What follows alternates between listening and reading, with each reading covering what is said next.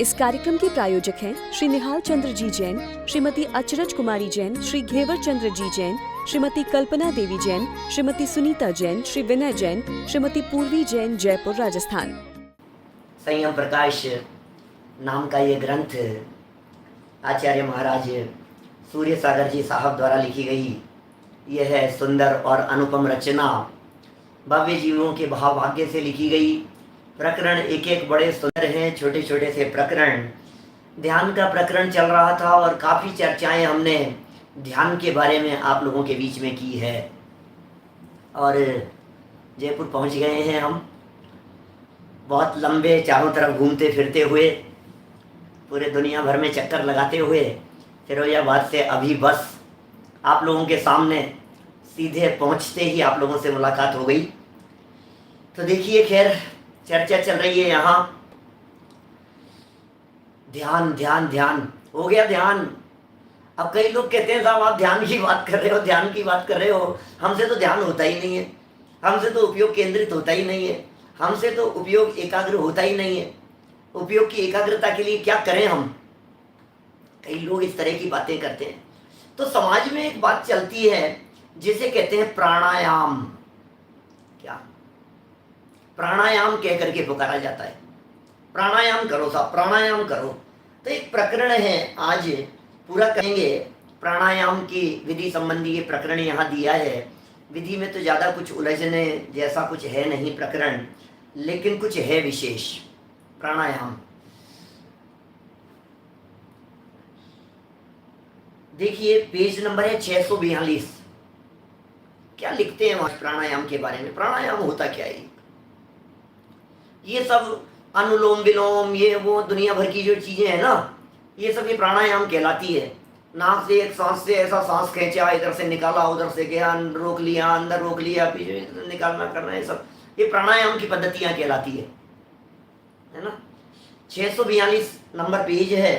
प्राणायाम की विधि, थोड़ी बहुत चर्चा यहाँ हम बीच में प्राणायाम की चल रही है, क्योंकि धर्म ध्यान और गृहस्थों के ध्यान और इस तरह की चर्चा चल रही थी ना, ये सब चर्चा चल रही थी। तो ये सब चलते चलते अब ये चलने के बाद अब चलनी है शुक्ल ध्यान की चर्चा। अब शुक्ल ध्यान होता है मुनिराजों के जीवन में। शुक्ल ध्यान का लेवल बहुत ऊपर होता है, ठीक है ना। माने शुक्ल ध्यान का लेवल काफ़ी ऊपर हो गया, हमारे लेवल से ऊपर है। पंचम काल में होता ही नहीं है, छोड़ो, पंचम काल में शुक्ल ध्यान होता ही नहीं है। तो कहा हम तो धर्म ध्यान ही कर ले, वही ठीक है। तो बोले करो धर्म ध्यान। तो सब धर्म ध्यान करना चाहते हैं, तो अब धर्म ध्यान में मन नहीं लगता है, उपयोग एकाग्र नहीं होता है। तो समाज में ऐसा चलता है कि आप प्राणायाम किया करो। यदि आप प्राणायाम करोगे तो थोड़ा उपयोग स्थिर होने लगेगा। देखिए, प्राणायाम के संदर्भ में क्या चप है अभी ये क्या है ये देखिए, प्राणायाम की विधि का प्रकरण है और उपयोग की एकाग्रता के लिए है। 642 नंबर पेज। यहाँ थोड़ा सा प्राणायाम का भी खुलासा करते हैं, क्योंकि किसी मुमुक्षु को शरीर की शुद्धि के लिए इसकी भी आवश्यकता होती है, इसलिए थोड़ा बहुत प्रकरण लिखा जाता है। शरीर की शुद्धि, सुनना सुनना सुनना, महाराज जी का दृष्टिकोण सुनना जरा प्राणायाम के बारे में, कहीं किसी तरह का कंफ्यूजन नहीं हो जाए, कहीं किसी तरह की गड़बड़ नहीं हो जाए। यहाँ थोड़ा सा प्राणायाम का भी खुलासा करते हैं, क्योंकि किसी मुमुक्षु को शरीर की शुद्धि के लिए प्राणायाम की आवश्यकता भी होती है। शरीर की शुद्धि तथा मन को एकाग्र करने के लिए प्राणायाम का अभ्यास सहायक है। क्या क्या कह रहे हैं? सहायक अवश्य होता है, परंतु इसे आत्मोन्नति का प्रधान कारण आचार्यों ने नहीं माना है। लो क्या कह रहे हैं? आचार्यों ने नहीं माना है इसे आत्मशुद्धि का प्रधान कारण। प्राणायाम को आत्म शांति का कारण नहीं माना है, प्राणायाम को साधना का कारण नहीं माना है आचार्यों ने। ये बात समझ लेना। अरे ये पॉइंट देते हैं महाराज साहब, प्रकरण लिख रहे हैं, प्राणायाम का चर्चा कर रहे हैं, प्राणायाम की और धज्जियां उड़ा रहे हैं। इस प्राणायाम की क्या लिख रहे हैं? इस प्राणायाम के बारे में सांस मन कंट्रोल। सुनो भैया क्या कह रहे हैं। शरीर की शुद्धि तथा मन की एकाग्रता के लिए प्राणायाम का अभ्यास सहायक भले ही होता होगा, लेकिन आत्मोन्नति का प्रधान कारण इसे नहीं माना गया है। यह आत्मोन्नति का कारण नहीं है, आत्मोन्नति का प्रधान कारण नहीं माना है। फिर भी इसकी जिन्हें आवश्यकता हो उनके लिए ज्ञानार्णव के अनुसार संक्षेप में लिखते हैं। जिन्हें इनकी आवश्यकता हो उनके लिए लिखते हैं। संविघ्नस्य प्रशांतस्य वीतरागस्य योगिनः वशीकृताक्ष वर्गस्य प्राणायामो न शस्यते। जो मुनि संसार, देह और भोगों से विरक्त हैं, कषाय जिसकी मंद हो गई है, विशुद्ध भावों से युक्त हैं। प्राणायाम अध्याय 30 का 8वां श्लोक है। क्या लिख रहे हैं? जो मुनि संसार से विरक्त हैं, संसार देह भोगों से विरक्त हैं, ऐसे वैरागी मुनिराज, कषाय जिसकी मंद हो गई है, विशुद्ध भावों से जो युक्त हैं, वीतराग और जितेंद्रिय हैं, ऐसे योगी को प्राणायाम की आवश्यकता नहीं। लो, ये जरूरत नहीं है प्राणायाम की। उत्तम योगियों को, संसार शरीर भोगों से विरक्त योगियों को प्राणायाम की जरूरत नहीं हुआ करती। अरे हमें नहीं जरूरत है इस प्राणायाम की, काय के लिए प्राणायाम करना, क्यों करना? फिर भी पद्धति विधि अभी चर्चा पूरी करेंगे अभी प्राणायाम के संदर्भ में।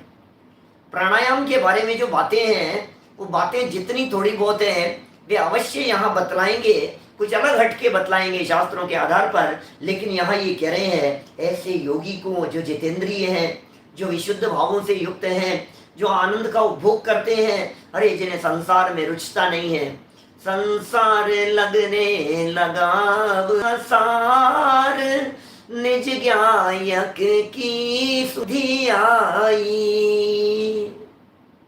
क्या सुनील जी सराफ साहब, संसार लगने लगा आसार निज ज्ञायक की सुधि आई। ओहो, क्या कह रहे हैं भाई साहब?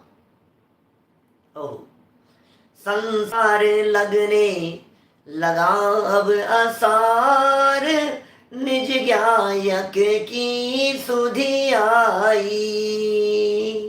अरे संसार आसार जिसे लगने लगा है, जिसे अपने गायक की सुध आ गई है, भरत भाई भोरे साहब, क्या प्रमोद जी भाई साहब, संसार लगने लगा अब आसार। चक्रवर्ती ईमानदारी, अरे जो असली चक्रवर्ती होते हैं उन चक्रवर्तियों को भी चक्रवर्तित्व की महिमा नहीं आती। क्या 6 घंटे जीत लेने वालों को भी महिमा नहीं आती? क्या बतलाएं? ये तो जगत है, दुनिया है। देखो भैया, वाह भाई वाह। सुनो, आसार आसार लगता है, सारा जगत सारा संसार आसार लगता है। संसार लगने, सच में सारे दुनिया भर में घुमाओ, निज घर बिना विश्राम नाही, आज यह निश्चय हुआ। ओहो, निज घर बिना विश्राम नाही। अरे 6 खंड को जीत करके आ जाने के बाद में चक्रवर्ती सम्राट भी जब अपने स्वभाव में जाता है तो आनंद के झरने झरते हैं। आसार लगता है सब कुछ। ये दुनिया रहने लायक नहीं है, ये जगत जंजाल है। क्या ये बंधन है? भटकते रहो, भटकते रहो, दौड़ते रहो, भागते रहो। भैया अपने में कब आओगे? क्या अपने में कब आओगे? सारे दुनिया भर में घूमते रहो, घूमते रहो। आज इस देश में चले गए, कल उस देश में चले गए, आज इस नगर में चले गए, कल उस नगर में चले गए। नरेंद्र बाकलीवाल जी साहब, अपने में कब आएंगे हम? अपने में कब समा जाएंगे हम? उसकी विधि चल रही है यहाँ पर। वीतराग, वीतराग भावों से युक्त हैं, जो जितेंद्रिय हैं। क्या जो जितेंद्रिय हैं? श्याम सिंह जी, विषय भोगों से जो विरक्त हैं, कषाएं जिनकी मंद हो गई है, कषाएं अत्यंत जिनकी मंद है, ओह ऐसे योगी को प्राणायाम की आवश्यकता नहीं होती है। क्या क्या क्या कह रहे हैं?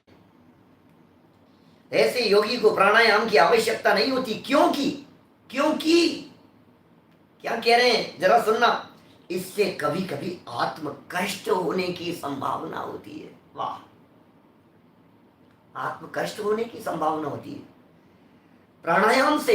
हाँ, अरे जिसमें कष्ट होगा वो धर्म ध्यान नहीं हो सकता। यदि प्राणायाम में कष्ट की अनुभूति है तो प्राणायाम आत्म अनुभूति का साधन नहीं हो सकता, ये धर्म ध्यान नहीं हो सकता।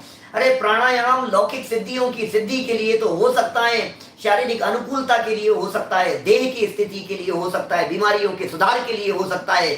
अरे देह की बीमारियों के सुधार के लिए हो सकता है, लेकिन आत्म आराधना करने वालों के लिए प्राणायाम का कोई स्थान नहीं है। लो, कौन कहे भाई साहब ऐसी बातें, कौन कहे ऐसी बातें? सुनो, और कह रहे हैं, एक बार तो ऊपर कही थी ज्ञानार्णव के 8वें श्लोक में, उससे ऊपर कह दिया था स्वयं ने ही आत्म उन्नति के का प्रसन्न प्रमुख कारण नहीं है। एक बात कही आत्म उन्नति का प्रमुख कारण नहीं है, दूसरी बात कही योगियों को प्राणायाम की आवश्यकता नहीं है। अब तीसरी एक बात और सुन लो, फिर थोड़ी बहुत प्राणायाम के बारे में कह देंगे। क्या 9 नंबर का श्लोक और सुनो। क्योंकि प्राणस्याय मने पीड़ा तस्यां स्यादार्थ संभवः तेन प्रत्याव्यते नूनं ज्ञात तत्वोपि लक्ष्यते है। ज्ञानार्णव अध्याय 30 श्लोक नंबर 9 क्या कहते हैं इसमें? क्या देखो भैया, अभी तो निज घर तो पहुंचेंगे तब देखो क्या कह रहे हैं यहाँ। निज घर में पहुंच जाए तो फिर बात ही क्या है। अभी तो निज घर के समीप की ऐसी मस्ती होती है। अभी जब निज घर नहीं पहुंचे ना, मैंने क्या संजय जी दीवान साहब, सॉरी संजय जी विधि जी आए साहब, अपने अपने घर माने स्वभाव क्या है, प्रभु परमात्मा, उस स्वभाव के नजदीक पहुंचने पर जिग्नेश भाई, अपने घर में आने पर जो आनंद की अनुभूति होती है, वो आनंद की अनुभूति तो कुछ अपूर्व होगी। लेकिन अभी जो आनंद है ये अपने घर के नजदीक माने पंच परमेष्टि माने जिनवाणी माने वस्तु स्वरूप का विचार, ये वस्तु स्वरूप का चिंतन, अरे इसमें जो आनंद आ रहा है ये उस आनंद के पास में पहुंचने का आनंद है। ये प्रायोग्य लब्धि वाला आनंद है, देशना लब्धि वाला आनंद है, कर्ण लब्धि के समीप पहुंचने वाला आनंद है। देखिए क्या लिख रहे हैं यहाँ आगे। प्राणायाम में प्राणो माने श्वासोश्वास रूप पवन, उसे भी प्राण कहते हैं। आप जानते हैं प्राणापान कहते हैं इसको, श्वासोश्वास। 10 प्रकार के प्राणों में एक श्वासोश्वास को भी प्राण कहा है। 10 प्रकार के प्राण कहे ना, 5 इंद्रिय, 3 बल, आयु और श्वासोश्वास। ठीक है, 5 इंद्रिय, 3 बल, आयु और श्वासोश्वास। प्रमोद जी भाई साहब, अब ये जो श्वासोश्वास है, इस श्वासोश्वास को हमारे यहाँ शास्त्रों में प्राणापान भी कहा है। गोमट सार में प्राणापान कहा है। राजीव जी साहब, इसे श्वासोश्वास कहकर के पुकारा है। ये श्वास का आना जाना, इसे प्राण कहकर के पुकारा है। ये द्रव्य प्राण है वीनू भाई। ये जो श्वासोश्वास है ना, नाक बंद कर दो, मुंह बंद कर दो, गला दबा दो, सांस नहीं आए यदि इस जीव को, तो प्राण निकल जाएंगे आपके। बोले नहीं मर सकता, मेरी आयु यदि शेष होगी तो नहीं मरूंगा। कि सुन, ये दबा करके बंद कर देगा ना, तेरी आयु पूरी होने का क्या है, ऐसा समझ लेना। पूरी हो जाएगी आयु, बचेगी नहीं। आप इस धोखे में मत रहना कि ये गला दबा दिया काफी तेजी से बच जाएगा, नहीं बचेगा, पूरी पूरी हो जाएगी आयु। प्राण है, ऐसे प्राण कह करके पुकारा है। देखिए लिख रहे हैं वज्र सिंह जी साहब, क्या लिख रहे हैं ये। प्राणायाम में प्राणों का आयमन कहिए, संकोचन से पीड़ा होती है और उस पीड़ा से आर्त ध्यान उत्पन्न होता है। पीड़ा से आर्त ध्यान उत्पन्न होता है और उस आर्त ध्यान से तत्वज्ञानी मुनि भी अपने लक्ष्य माने समाधि रूप शुद्ध भावों से छूट जाता है, अर्थात ये आर्त ध्यान समाधि से भ्रष्ट कर देता है। लो लो क्या क्या लिख रहे हैं, कौन कहे ऐसी बात है? अशोक जी भाई साहब, कौन कहे ऐसी बात? ये कह रहे हैं ये इससे पीड़ा होती है कि नहीं? प्राणायाम से, प्राणायाम करने में क्या करेगा? सांस को रोका, निकाला, इधर किया उधर किया, अरे सुनो सुनो सुनो, क्या ये सब जो कर रहा है, श्वास को इधर उधर इधर उधर खींचतान जो कर रहा है, इससे जो पीड़ा होती है, पीड़ा चिंतन नाम का आर्त ध्यान होता है। और ये आर्त ध्यान तत्वज्ञानी मुनिराजों के समाधि रूप शुद्ध भावों का घात करता है। भाई अभय शास्त्री जी, ये प्राणायाम करने से, ये प्राणायाम करते करते जो साधक जीव है, जो आराधक जीव है, उसके शुद्ध प्राणों का घात हो जाता है। ये नुकसान है, ये नुकसान। क्या क्या रहे हो यार, आप तो प्राणायाम की विधि बताने वाले थे, आप तो प्राणायाम की चर्चा करने वाले थे, क्या आप तो प्राणायाम की चर्चा करने वाले थे ना? तो ये क्या बता रहे हो? ये लगातार कितनी देर हो गई आपको ये बतलाते हुए कि प्राणायाम से ये नहीं होगा, प्राणायाम उन्नति में बाधक है, प्राणायाम आर्त ध्यान कराने वाला है, प्राणायाम से अटक जाता है, प्राणायाम में उलझ मत जाना। सुनो सुनो सुनो, हाँ भाई बातें तो ऐसी है, फिर भी अब प्राणायाम की कही तो है, क्योंकि प्राणायाम की चर्चा आई है थोड़ी बहुत, तो थोड़ी बहुत चर्चा तुम्हें प्राणायाम की बता देते हैं। सुन लो भैया क्या कह रहे हैं, विवेक सिंह जी सुन लो जरा क्या कह रहे हैं। आचार्यों ने प्राणायाम के 3 भेद माने हैं, पूरक, कुंभ और रेचक। सुने कभी नाम? प्राणायाम जो करते कराते हैं ना, प्राणायाम के अभ्यासी लोग हैं, हमने भी किया है, हम भी करते थे, प्राणायाम करवाते थे कई जगह पर। हम लोगों ने प्राणायाम की काफ़ी कक्षाएं वगैरह, काफ़ी समय पुरानी बातें हो गई, सब ये सब पढ़ाई पूरी पढ़ी है चारों तरफ की, क्या दुनिया पूरी देखी है। देखो, एक होता है पूरक, एक होता है कुंभक, एक बोले क्या होते हैं ये? बोले तालू के छेद से, क्या तालू के छेद से 12 अंगुल पर्यंत वायु को खींचकर अपने शरीर के में इच्छानुकूल भरने को पूरक कहते हैं। पूरी तरह से भर गई, ये पूरक है। सुनील जी भाई साहब मुरार से, ये पूरक है, ये माने वो सब भर गई प्राण वायु। फिर दूसरा नंबर, उस खींची हुई पवन को नाभि कमल के स्थान पर रोके, नाभि से अन्य जगह नहीं चलने देवें, जैसे घड़े को भरते हैं वैसे भरें, उसको कुंभक कहते हैं। क्या एक हो गया पूरक, और फिर नाभि स्थान पर उसे रोक लिया श्वास को, ये हो गया कुंभक। उलझने के स्थान नहीं है, जानने के स्थान है, ज्ञान का गेय मात्र है, विषय आया है, अभी फटाफट पढ़ करके पूरा भी हो जाएगा। नंबर 3, भरी हुई पवन को अपने कोठे से धीरे धीरे बाहर निकालने का नाम रेचक है। क्या रेचक किसका नाम है?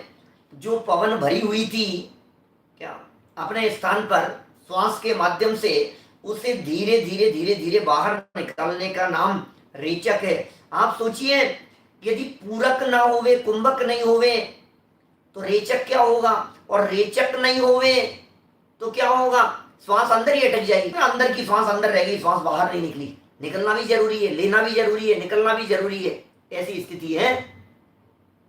देखिए, अभ्यास करने वाले को चाहिए कि वह पवन को भीतर लेकर थामने का, फिर धीरे धीरे तालू के द्वारा बाहर निकालने का पूरी तौर से नियमानुसार प्रयत्न करे, तो अधिक देर तक श्वासोच्छ्वास को रोकेगा, वह अधिक देर तक मन को रोक सकेगा। क्या प्रयास की बात कह रहे हैं? प्राणायाम में 4 प्रकार के मंडल होते हैं, पृथ्वी मंडल, जल मंडल, पवन मंडल, अग्नि मंडल। सिर्फ ज्ञान का गेय बनाने जैसा है, कोई प्रयोजन भूत नहीं है प्रकरण, क्योंकि 3 बार पहले खरा करके ये कह दिया कि आत्मोन्नति में साधक नहीं है, आर्त ध्यान रूप है, देह के लिए है, शरीर का कारण है। ये सारी बातें पहले कह दी है, इसलिए दिमाग मत लगाना, खोपड़ी में यदि नहीं जाए तो मत जाने देना, बाहर निकालना। चलो छोड़ो, कोई बात नहीं।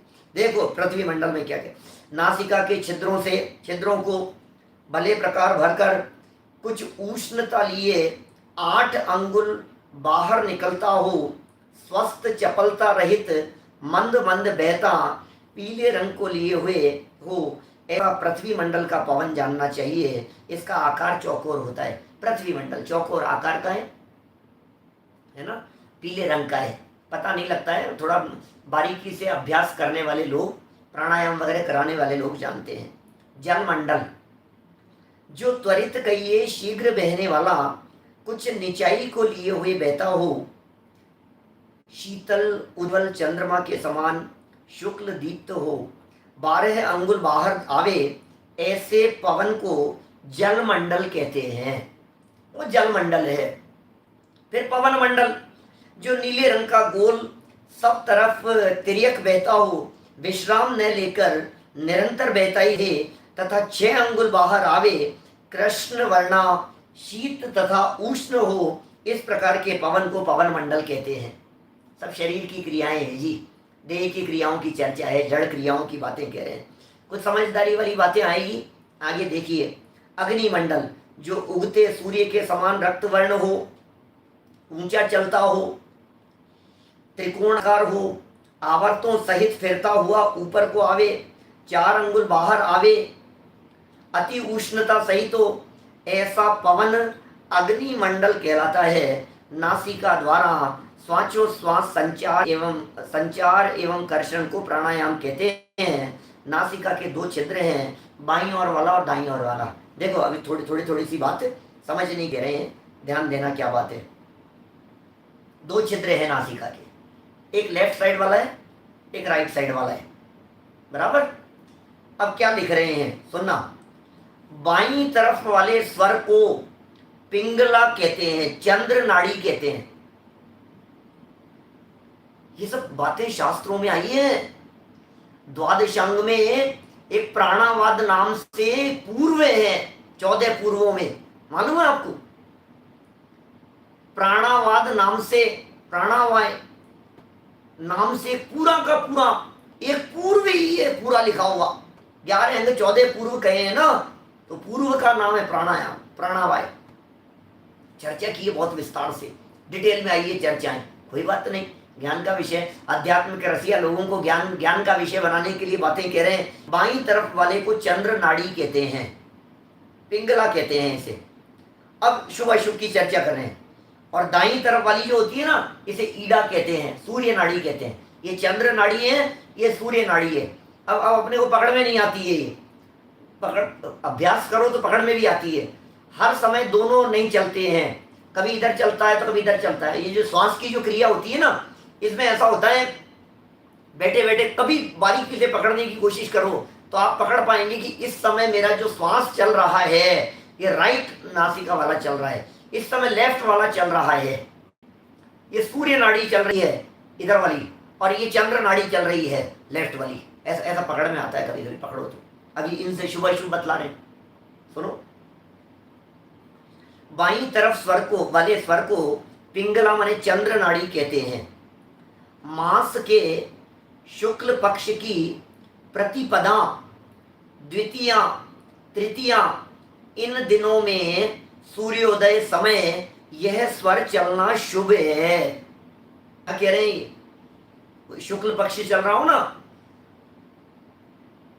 उसमें प्रतिपदा, द्वितीया, तृतीया, इन दिनों में यदि सूर्योदय के समय ये स्वर चलता है तो शुभ है। फिर सप्तमी, अष्टमी, नवमी, इन 3 दिनों को छोड़कर, इन 3 दिन छोड़ करके फिर चले तो शुभकारी है।